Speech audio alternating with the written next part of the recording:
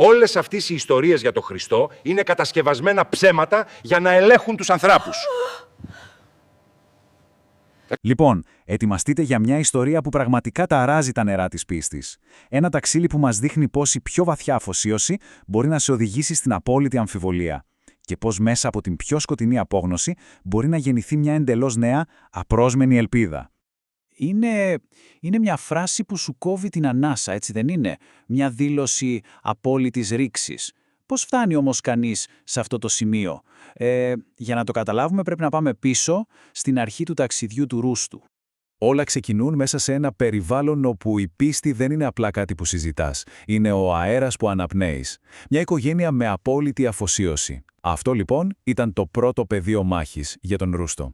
Βλέπετε, ξεκινάει από πολύ μικρός, στα 6 του, να μελετά το Κοράνι. Όλα φαίνονταν να πηγαίνουν καλά.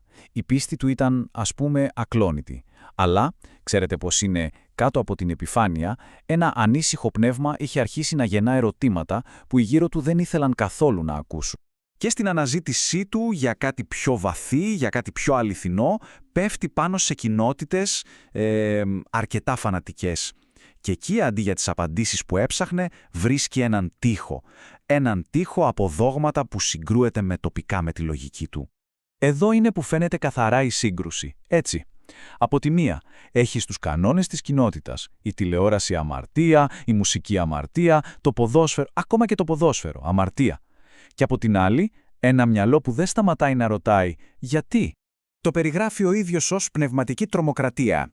Και ξέρετε τι γίνεται συνήθως με τέτοια πίεση? Φέρνει το ακριβώς αντίθετο αποτέλεσμα. Αντί να τον υποτάξει, τον έσπρωξε να ψάξει μόνος του, γιατί η ψυχή του απλά δεν μπορούσε να βρει ειρήνη σε έναν θεό του φόβου.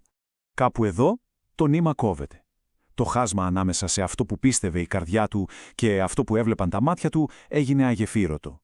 Και η αναζήτησή του παίρνει μια στροφή. Μια πολύ σκοτεινή στροφή. Μια στροφή προς την πλήρη απόρριψη. Και κάπως έτσι φτάνουμε σε αυτό το σημείο. Πρώτα, η απογοητεύση. Μετά, η απόφαση, τα παρατάει όλα, αγκαλιάζει την αθεία. Και τι ακολουθεί? Η απόλυτη απελπισία. Αντί για απελευθέρωση, βρίσκει ένα κενό τόσο τεράστιο που τον φέρνει στα πρόθυρα της αυτοκτονίας.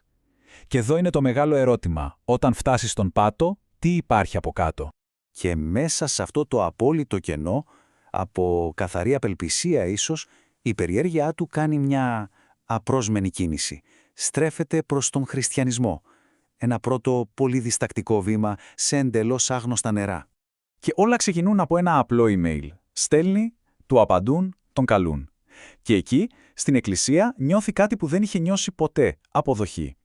Αλλά, φυσικά, η ιστορία δεν είναι τόσο απλή. Στο ίδιο του το σπίτι, ο πόλεμος συνεχίζεται. Η αδελφή του, για παράδειγμα, του κατέστρεψε όσες βίβλους έπασαν στα χέρια της. Περνούν οι μήνες, μελετάει, αλλά η αμφιβολία είναι ακόμα εκεί. Νιώθει κυριολεκτικά σχισμένο στα δύο. Και έτσι παίρνει μια μεγάλη απόφαση. Θέτει ένα τελεσίγραφο, όχι στον Θεό, στο σύμπαν ολόκληρο. Χρειάζομαι ένα σημάδι, λέει, ένα αδιαμφισβήτητο σημάδι. Μα πώς μπορείς να είσαι σίγουρος για κάτι τέτοιο, πώς? Αυτό το ερώτημα τον βασανίζει.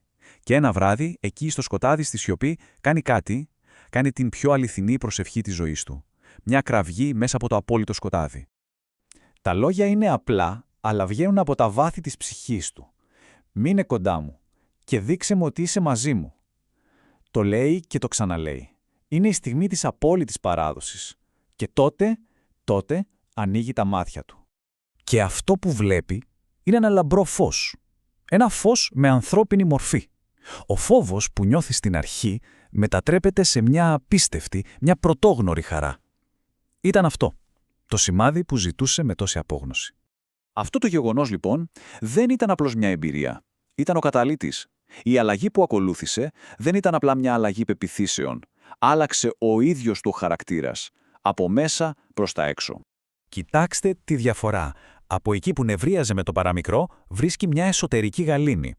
Οι βρισχές που ήταν μέρος της καθημερινότητάς του απλά σταματούν. Τα πάθη που τον κυρίευαν νιώθει μια δύναμη να τον βοηθά να τα ξεπεράσει.